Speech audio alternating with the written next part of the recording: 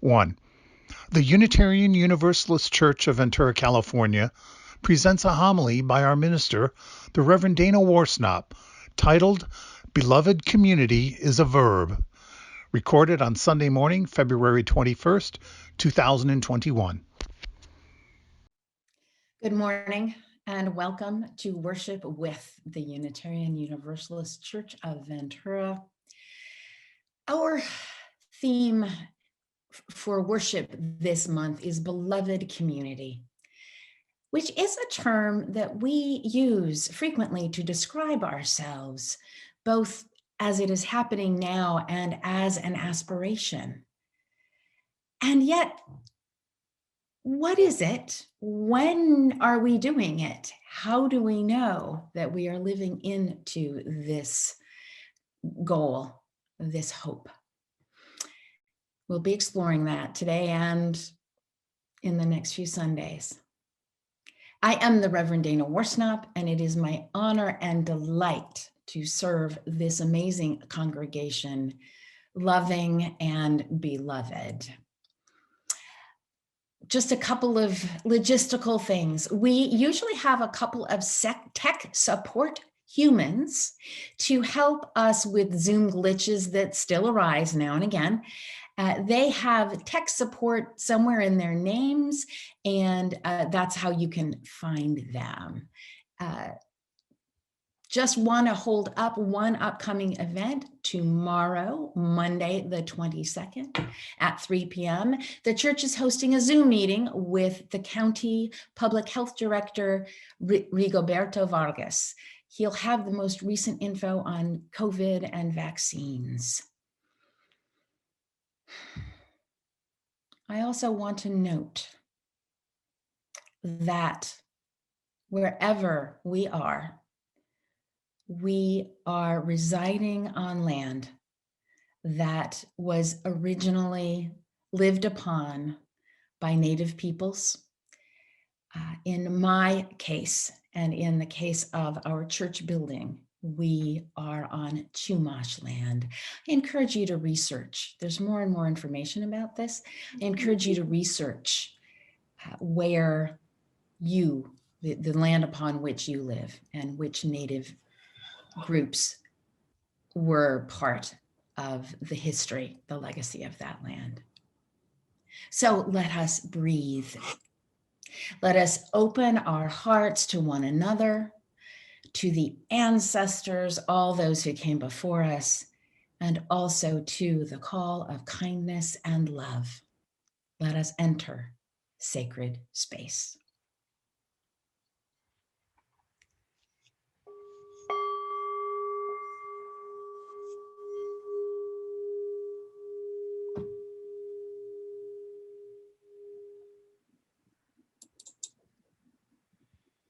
Good morning. I am Worship Associate Rob March. We hope that everyone here has a chalice or candlelight and something with which to light it.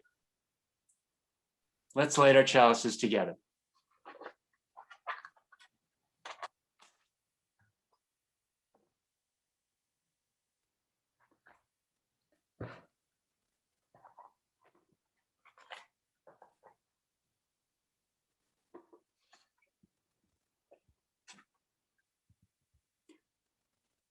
We begin our service with these words from the Reverend Hope Johnson, One Love. We are one, a diverse group of proudly kindred spirits. Here, not by coincidence, but because we choose to journey together. We are active and proactive. We care deeply. We live our love as best we can. We are one. Working, eating, laughing, playing, singing, storytelling, sharing, and rejoicing. Getting to know each other, taking risks, opening up, questioning, seeking, searching, trying to understand, struggling, making mistakes, paying attention, living our answers, learning to love our neighbors, learning to love ourselves, apologizing and forgiving with humility, being forgiven through grace, creating a beloved community together. We are one. Come, let us worship together. Good morning. I'm Carolyn Bjerke, the music director, and I'd like to invite you to join me in singing Earth Was Given as a Garden.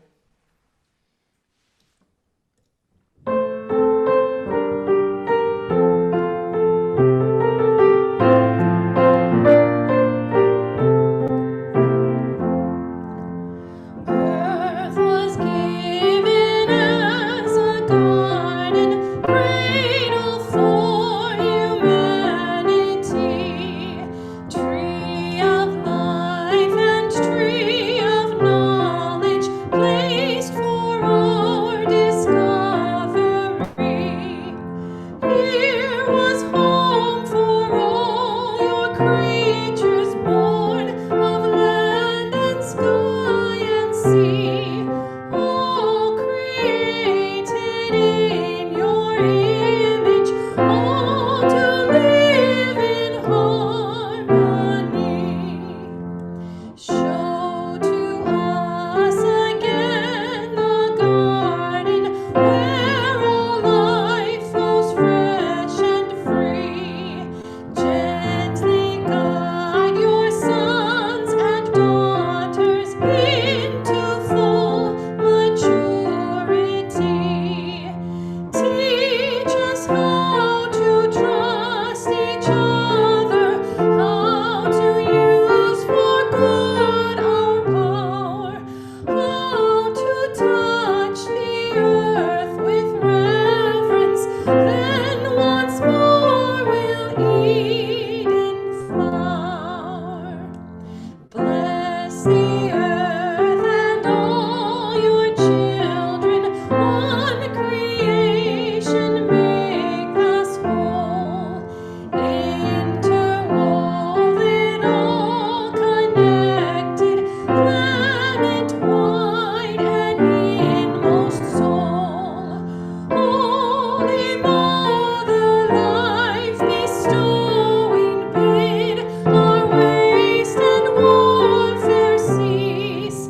Fill us all with grace o'erflowing. Teach us how to live in peace. Good morning. My name is Fidelity, and I'm the Religious Education Coordinator for our congregation. Today's Time for the Child tells the story of people looking for an answer to the problems that have plagued their town for as long as they can remember. Please enjoy God in Between, written by Rabbi Sandy Eisenberg Sasso, illustrated by Sally Sweetland. Once, there was a town at the foot of a hill with no roads and almost no windows. Without roads, the people of the town had nowhere to go. Whenever they tried to leave their homes, they would sneeze through tall, tangled weeds, tumble into deep holes, and trip over rocks as large as watermelons. Without windows, they would sleep late into the day, and they often wondered when the sun turned night into morning. Their houses were closed up like boxes sealed with tape. They could never look out, and their neighbors could never look in.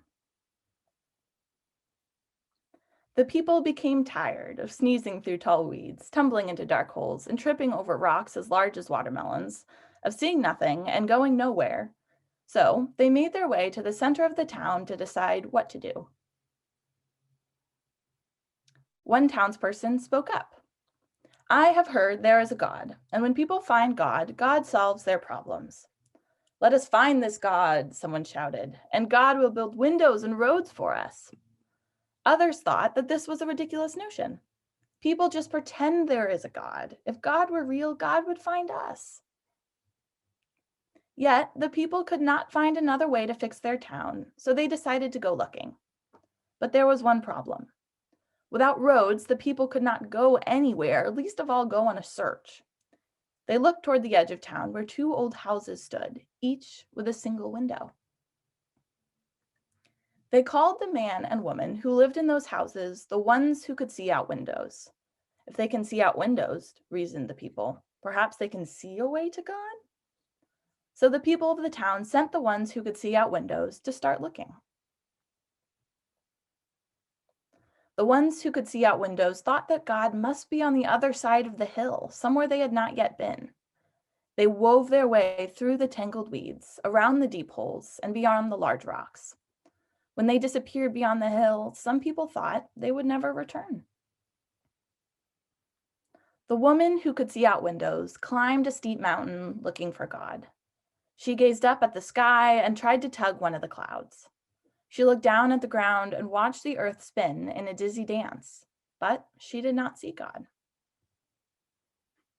Then she thought that God might be in the deep waters that covered so much of the earth. So she set sail on a ship that went far out into the ocean.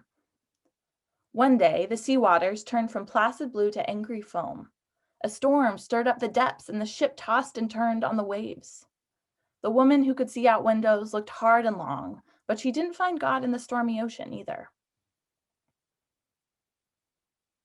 Meanwhile, the man who could see out windows traveled to the desert. He listened for God in the desert winds and looked for God in the sands. He stopped in a cool, quiet desert cave and listened in the silence. The man became very disappointed, and he didn't find God. The ones who could see out windows were tired and decided it was time to stop looking. Each hoped the other had been successful on their journey. But when they met, the woman saw the man's drooping shoulders, and the man saw the woman's sad eyes. The woman put her cool hand on the man's sunburned arm, and the man wrapped his blanket around the woman. In soft, small voices, they talked long into the evening. They told their stories. When the dawn lightened the sky, the man said, "It's time to go home." And the woman agreed. One of the townspeople was sneezing through the tangled weeds when he saw them approaching the town. He called to the others, and the townspeople all came sneezing through tall weeds, tumbling into deep holes, and tripping over large rocks to meet them. "Tell us," they shouted, "where is God?" The woman told her story. "I climbed a tall mountain. I traveled on the waters that cover our earth, but I did not find God." The man told his story too. "I walked across desert sands that spread like a hot white fire over our land. I sat alone in a cave, but I did not find God there." The people called out, "We were right all along. There is no God." The people became louder and louder as they complained about the problems in their windowless, roadless town. Days passed and everything was the same in the windowless, roadless town, except for one thing. The ones who could see out windows helped each other put windows in every room of their homes. Then the man and woman cut the weeds, filled the holes, and cleared the large rocks to build a road between their houses. The townspeople were stunned. "We have never been able to have any roads in this town, and we have never seen so many windows. How did you do that?" "With God's help," answered the ones who could see out windows. "But you told us you had gone to the mountains and the seas, the desert and the cave, and there was no God." "We journeyed hundreds of miles looking for God, and then we found each other. We discovered God was with us." "But I can't see God anywhere," insisted one of the men of the town. "I just see you. If God is here, show us where." The ones who could see out windows spoke in a whisper. The townspeople gathered close to listen. The setting sun blushed the sky a deep red, and a breathless silence embraced the town. "God is in the between," said the ones who could see out windows. In the between. In between us. I love this story because it contends that what is most holy, whether that be God, the spirit of life, the eternal mystery of life force, is found in the connections between us. It was only through recognizing their relationships as sacred that the ones who could see out windows were able to take action, to transform the world and the town around them and create anew. Windows to see outside of their own lives and roads to build a beloved community.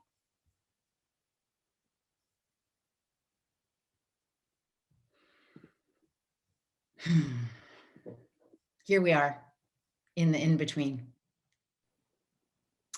Each Sunday, this congregation gives away our collection to an organization in the larger community or to funds that help people in our own church.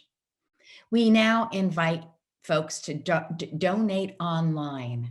You'll see the link on the next slide, and it will also be posted. It just got posted in the chat. Look at that.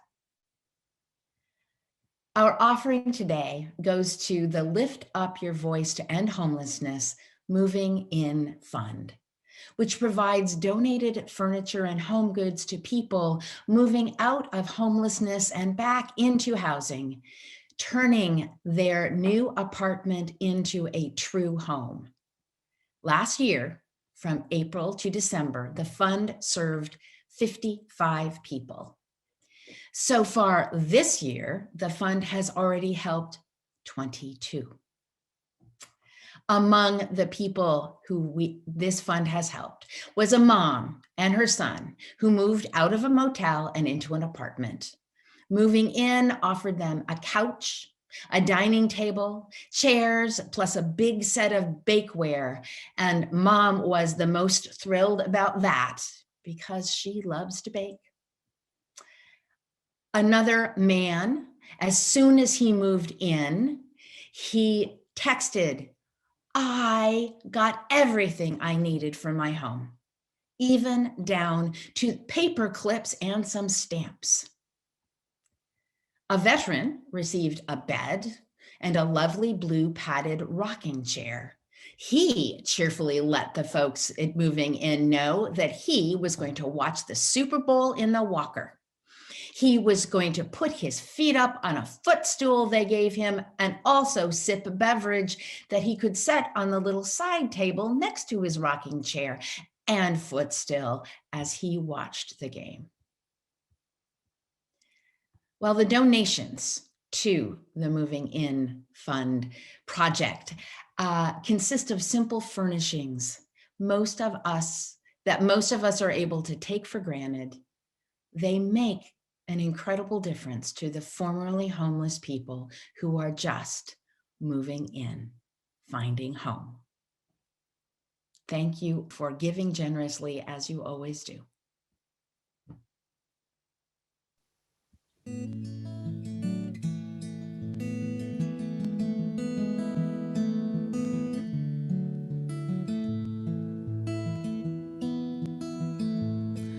Let it go, my love, my truest, let it sail on silver wings. Life's a twinkling, that's for certain, but it's such a fine thing. There's a gathering of spirits, there's a festival of friends, and we'll take up where we left off when we all meet again. I can't explain it, couldn't if I tried. How the only things we carry are the things we hold inside, like a day in the open, like the love we won't forget, like the laughter that we started and it hasn't died down yet. Oh, let it go, my love, my truest, let it sail on silver wings. Life's the twinkling, that's for certain, but it's such a fine thing. There's a gathering of spirits, there's a festival of friends, and we'll take up where we left off when we all meet again. Now, yeah, now didn't we? Don't we make it shine? Aren't we standing in the center of something rare and find some glow like embers, like a light through colored glass? Some give it all in one great flame, throwing kisses as they pass. Oh, let it go, my love, my truest, let it sail on silver wings. Life's a twinkling, that's for certain, but it's such a fine thing. There's a gathering of spirits, there's a festival of friends, and we'll take up where we left off when we all meet again.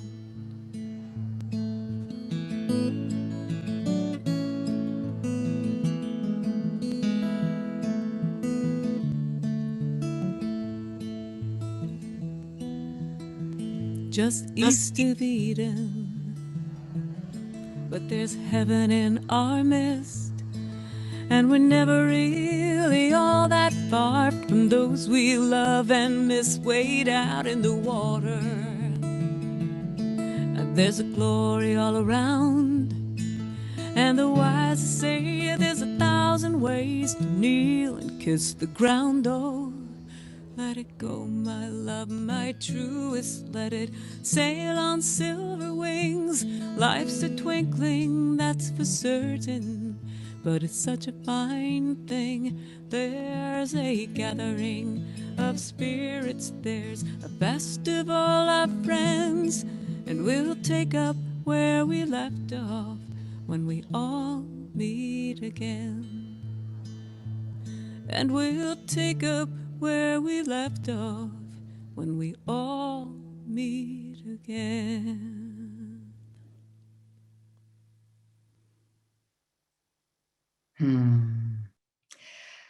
When we all meet again, that will be a sweet day.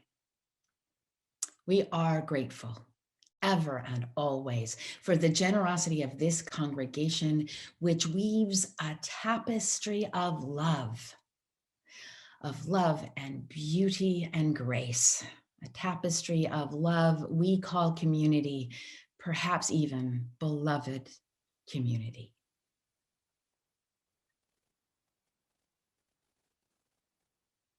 Each week, we lift up the joys and sorrows that have been shared with our community. There are 2 ways to submit a joy or sorrow: from a link on the website, uuventura.org, or a link in our Thursday email bulletin, UUCV This Week.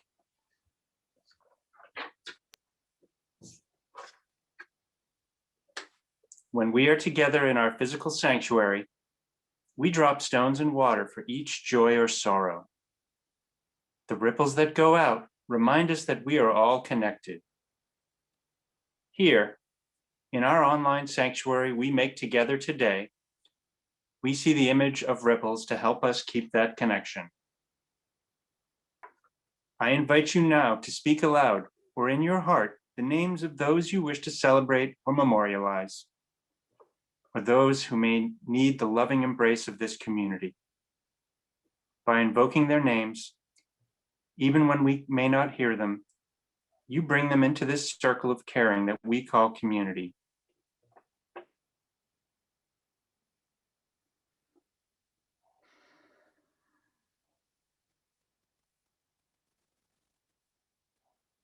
We hold these names, spoken and unspoken, in the silent sanctuary of our hearts. May we be truly grateful for all that is our life. Please join me in singing "We Would Be One."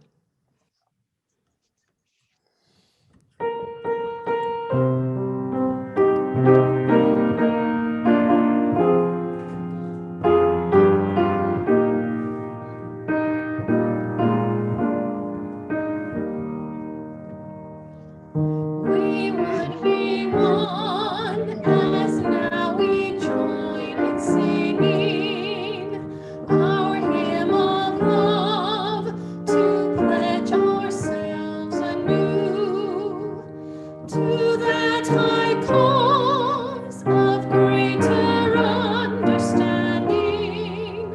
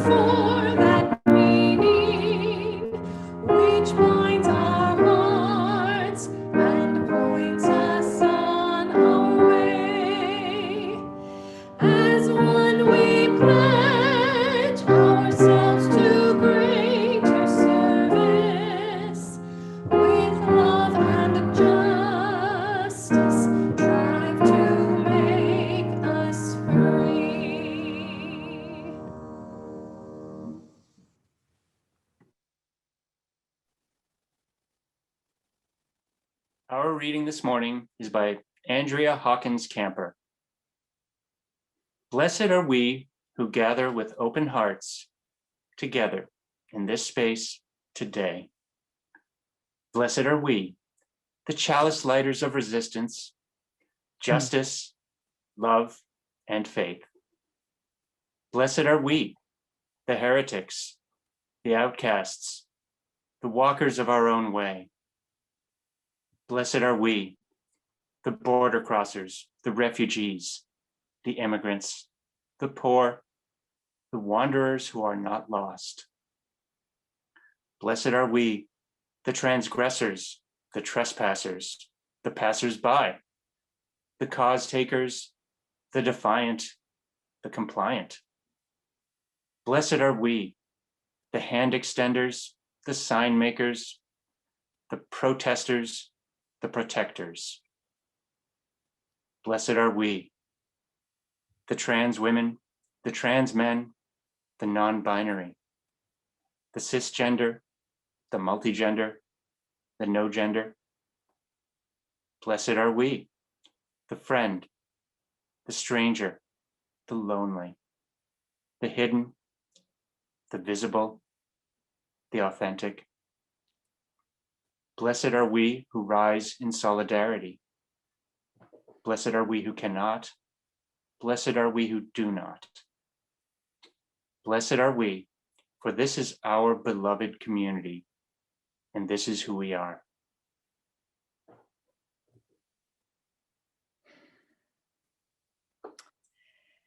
I invite you now into a time of stillness. Arrive, take some moments to be with your breath, feeling it move in and through you, then out into the world, both blessing us and blessing the world. Listen to your heart. Notice the love that lies there, somewhere at the center of your being, and offer it as a re-blessing out into the world. A silent meditation.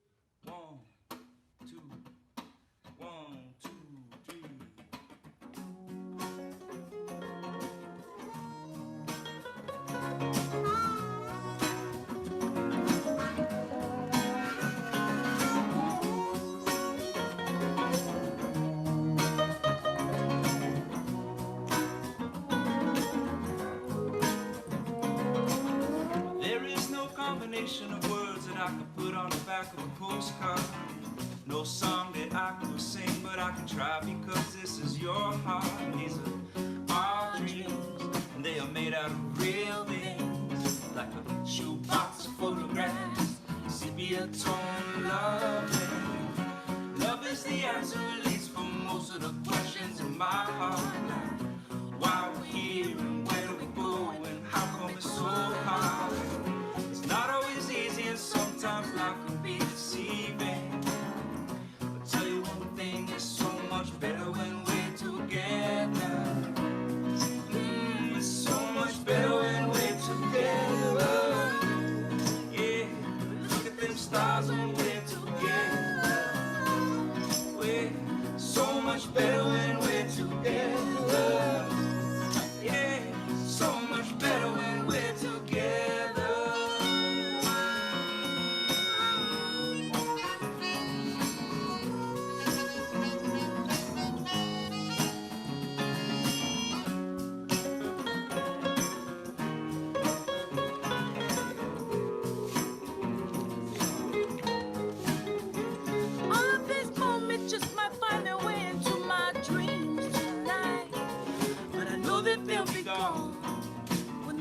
night sings, so brings no things.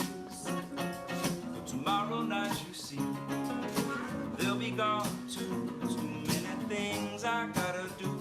But if all of these dreams might find their way into my day-to-day scene, I'd be under the impression I was somewhere in between, with only two, just me and you.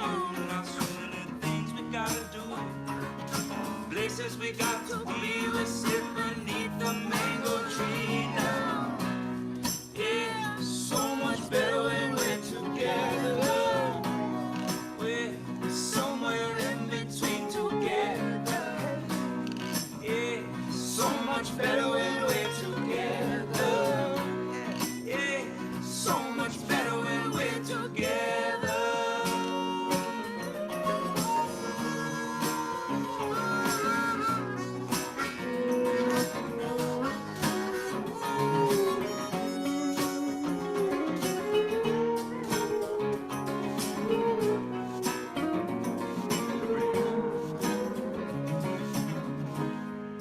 I believe in memories, they look so pretty when I sleep.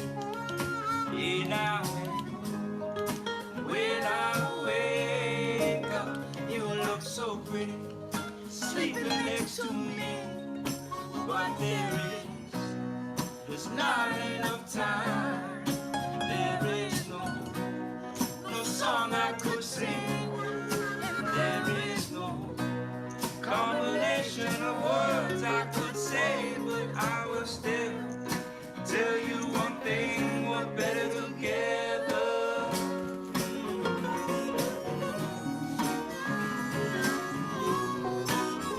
So much better when we're together.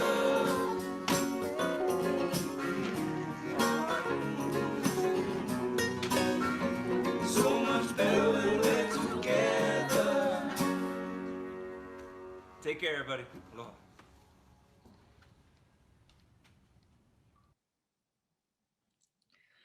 Oh, indeed. So much better when we're together, even virtually. It's good. It's good to be here with you. So last Sunday, our service was filled with poetry and music on the many ways we love, from romance to literally puppy love to BFFs, and on and on. We humans are capable of creating so many kinds of love. Some of the first words we heard were from Dr. King on agape, an abundant love that he defined as goodwill for all people, an overflowing love which seeks nothing in return. This love, he said, begins by loving others for their sakes and makes no distinction between a friend and enemy. It can transform opposers into friends. It is love seeking to preserve and create community. It is the love of God working in the lives of all. This is the love that may well be the salvation of our civilization. This is the love that lies at the center of a beloved community. But what is that, and how do we get there? Beloved community was key to Dr. King's commitment to creating justice, though he was not the first to use it. The term was coined by Josiah Royce, a 19th century California-born, UC Berkeley educated, and eventual philosophy professor of American idealism at Harvard. One of Royce's ideals was beloved community, which inspired Dr. King, who then worked so hard to bring a fuller flowering of it among us. It arises originally from what Jesus called either the kingdom of heaven or the kingdom of God, somewhere in all four of the Gospels in Christian scripture. In some places, it is a kingdom that is yet to come. But where it works for me best is when Jesus said, "It is already here. Indeed, it is within and among us already," which is exactly where the people who lived in houses without any windows, who sneezed in weeds and tumbled over rocks whenever they went outside, eventually found a spirit of love and capacity among them in the in-between, where they actually could get closer to creating a beloved community amongst themselves. For King, a beloved community was a place where all are welcome and loved, where an abundant love creates a just world for all. It is not a single event or a place or thing that is achievable for all time if only we somehow perfected ourselves. It is an active possibility, an animating spirit living within and among us. It is something that breaks out into the world or breaks into our hearts for at least a time and changes us.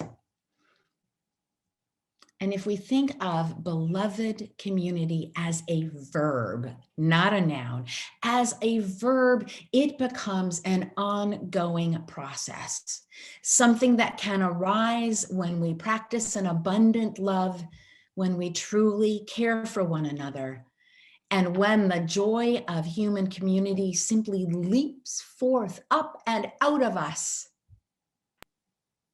Sometimes like this. It arises when we are changed.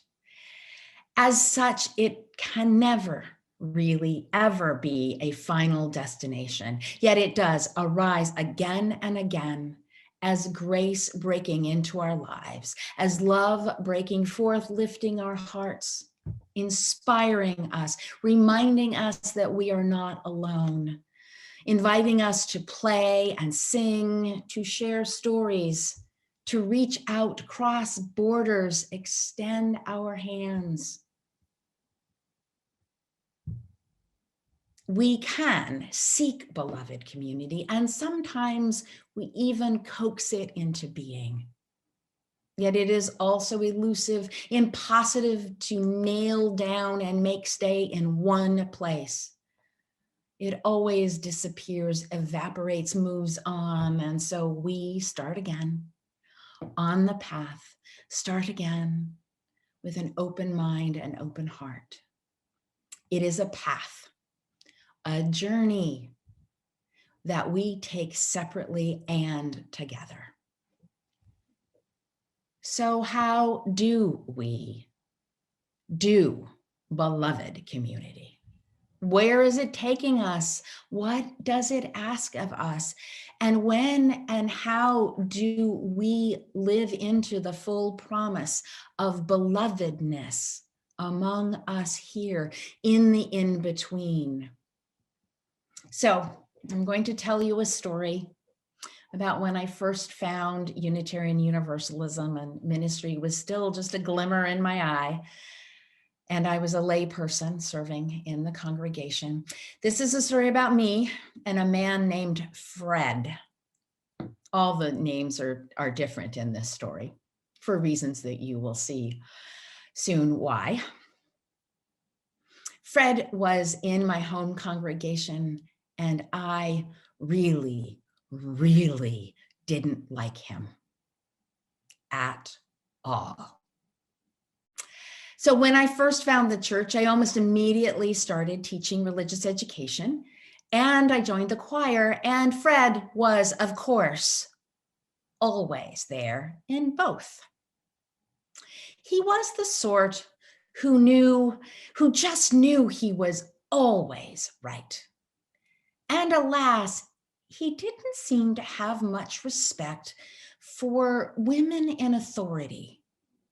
He was often rude and dismissive of the woman who served as our minister and the woman who was our music director, and then of me when I became the RE committee chair. And he sat right behind me in choir, so I caught all the snotty things that he said about our choir director. Sometimes he said them right under his breath, and sometimes he said them out loud so everyone could hear, including our music director. I found this so frustrating. And finally, one day I boiled over when he insisted on doing something his way, even though the rest of the whole RE committee had decided differently. I actually yelled at him, "In church, we're supposed to share, and you're not sharing." And I stomped my foot at him, feeling completely foolish and ineffective. I did tell him what it meant for me to be in beloved community, although I didn't have that language for it. Now, switching a little bit, there was this wonderful couple, John and Serena, who had met in the choir and they fell in love. And then they split up, which made everyone really just so sad. John got the choir in the breakup, and Serena stayed away. And yet, a few months later, she showed up again at the end of a choir practice. She and John found that they could not bear being apart. They figured out what wasn't working and reconciled. And every one of us was so overjoyed, including Fred. I watched as Fred gave Serena the sweetest hug with a delighted and tender smile. And they were standing within 3 feet of me while this was all happening. And I just stood there, arms crossed over my chest, thinking, don't you dare be a nice guy. If you are, I can't dislike you with all of this treasured purity and righteousness that I have built up. And I suspect this showed on my face as it just showed to you. And just standing just on the other side of Fred and Serena was my good friend, Terry, who saw the whole thing, knew exactly what was going on, and laughed at me. I was so busted. And I couldn't help but laugh too. Fred and I did not miraculously become best friends. This is not a story that has that kind of bow on it. Yet I had seen the kindness and tenderness behind whatever defenses Fred also put up regularly. And I knew that I would never again be able to unsee it. I would always know that it was there. When I opened my heart, even if only a little, that was beloved community as a verb. That was a small moment of the grace that arises within and among us, between us, in beloved community. So what else do we do to create beloved community? We care for one another in an intricate and beautiful tapestry of love. It takes a village to raise a whole human, not just a child through a lifetime, and we are the village. We need each other, and in beloved community, we are there for each other. We offer our children constant, unwavering streams of love and support. And we also tenderly say goodbye to beloved ones who have entered the realm of the ancestors and everyone in between. Beloved community can break out almost anywhere. In that moment, in a small group, when someone feels safe enough to be vulnerable and a quiet falls over the group. When a pastoral associate reaches out on behalf of the minister and really on behalf of the whole church and asks, "How are you?" and then really listens to the answer. When someone sings a wildly human and heartfelt song at a church party or at open mic night, and the crowd goes wild. In our Zooming coffee hour, when the conversation grows intimate and deep. All of these can be the kind of in-breaking grace and goodness that love creates in a beloved community. Beloved community can be a cool hand on a sunburned arm. It is telling our true stories. Beloved community is not a place or a time, it is a thing that we do. Creating beloved community happens within and among the church, the folks in the church, and it carries us well beyond. This congregation practically built the River Haven Transitional Living Community with your own bare hands. Yes, there were a whole bunch of people who helped. Though I dearly love the story of Harold Dale Cartledge, early on in the whole process, coming to know people in an encampment of homeless folks in the river bottom who didn't have water. And then noticing a water main not far off and deciding to forego any of the formal process or permissions and permits needed, and simply found a way to tap into that water main and bring running water to the camp. That improvised act planted a seed of beloved community. And yes, beloved community is often improvisational. The love Dr. King spoke of is always seeking to preserve and create community, not just for ourselves in a kind of safe place for us. It seeks to break out everywhere it can. To the extent that we create beloved community among us, we are called to carry it out into the world for everyone.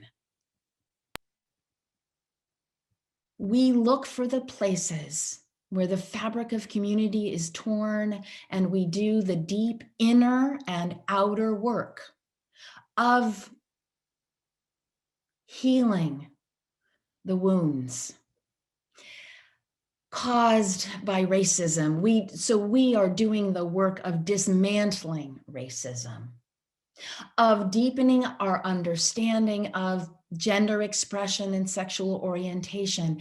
When we add our pronouns to our Zoom screen names, we are saying that we understand that the fullness of being human is complex.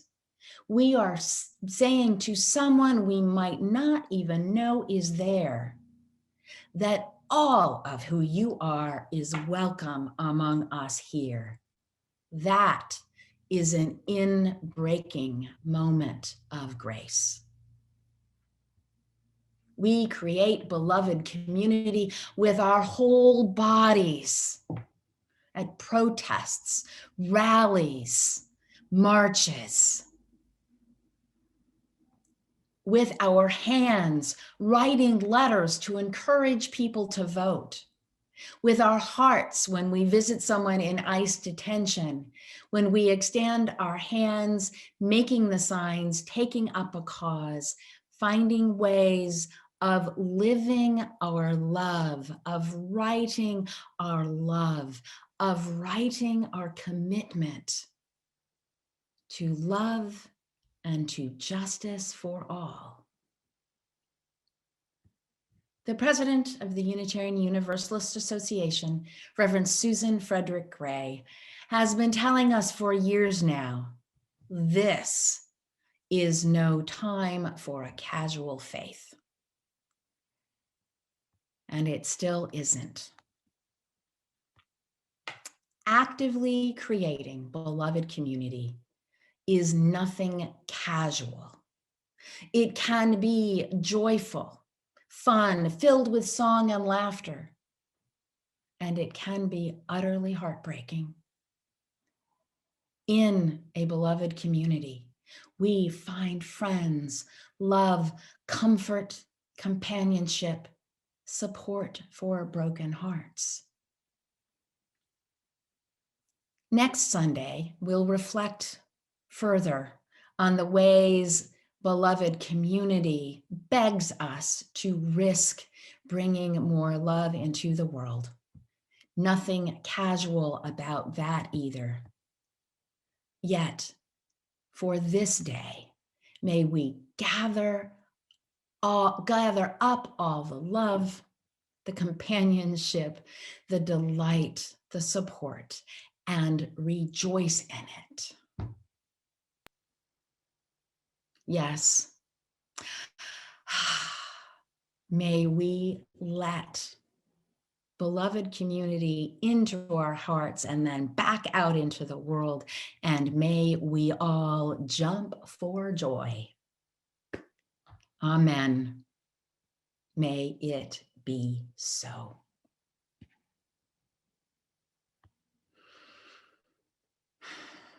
Please join me in prayer.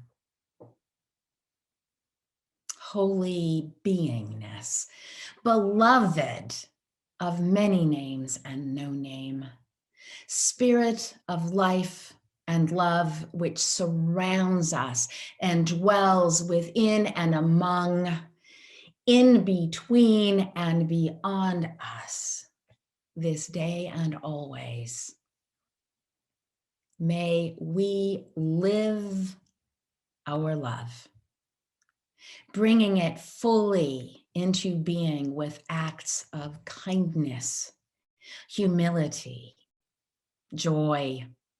May we play, sing, share, forgive, and ask forgiveness.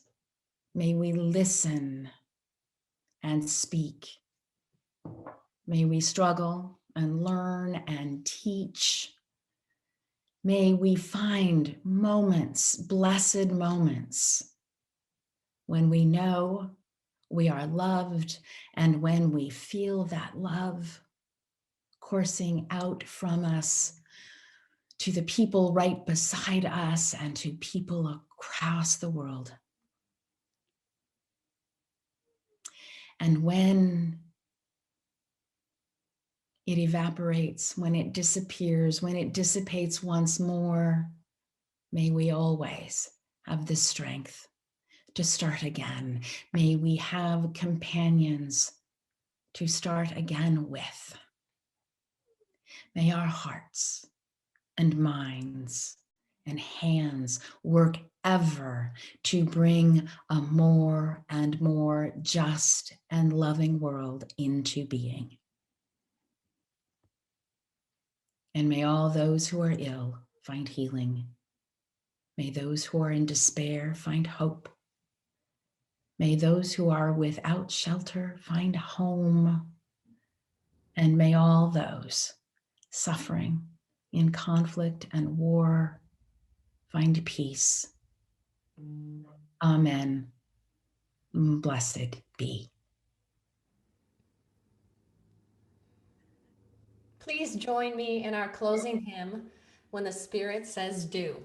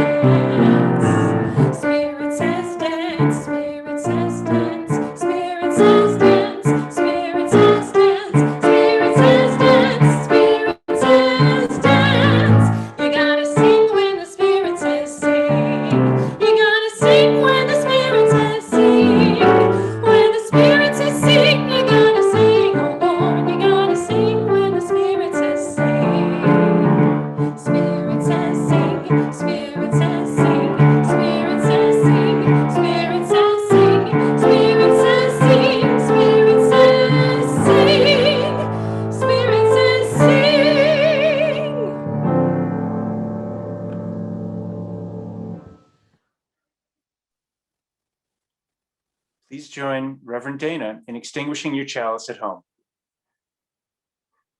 We extinguish the chalice, but not the light in our hearts, the warmth of community, or the assurance and goodness that we have found here.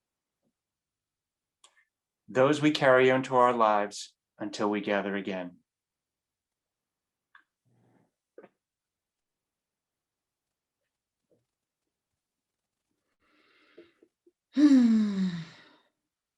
So in a moment, I will send us out with final good words of benediction. I just want to, and then after that, what we will do is listen to a brief postlude that Carolyn always plays so beautifully. And after that, we will open the breakout rooms and invite people to join them for a virtual coffee hour. If at that point you want to go, you can just opt out then. And otherwise, stick around for a while and be a verb, be beloved community. Take that opportunity to be beloved community together. I leave you with these words from the Reverend Richard Gilbert. We are, therefore we love. We love, therefore we are. May we be humble before the wonder of what we dare to create with love. Go forth in peace, go forth in good health, go forth in love. May it be so.